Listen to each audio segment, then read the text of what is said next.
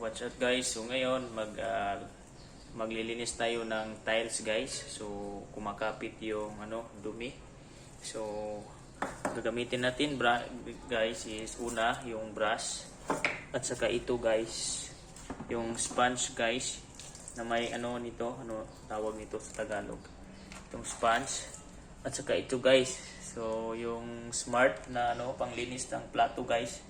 So mabisa ito guys gamitin panglinis ng tiles. So ngayon guys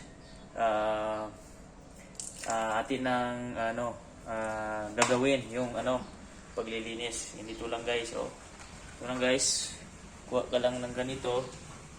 Yung ganyan dun sa may sponge. Kuha ka ng maliit na ito ganito guys. Yung at saka ganito mo guys mo dun sa ganyan mo guys. Ganyan guys. Ganyan guys. Ganyan. So ngayon guys, ganyan guys. Ganyan. Saka guys, mag-brush tayo guys. Brush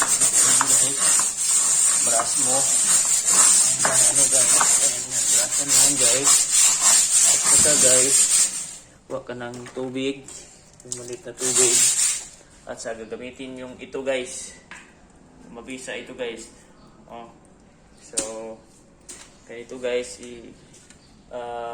ganyan mo lang guys. So, tingnan nyo guys, yung lilinis ko. Ang linis talaga guys. Yung yan lang ang gagamitin nyo guys pag naglinis kayo ng yung mga tiles. So, mabisa talaga guys. Ang linis talaga. So, watch out. Ganyan lang tayo guys. Madali lang.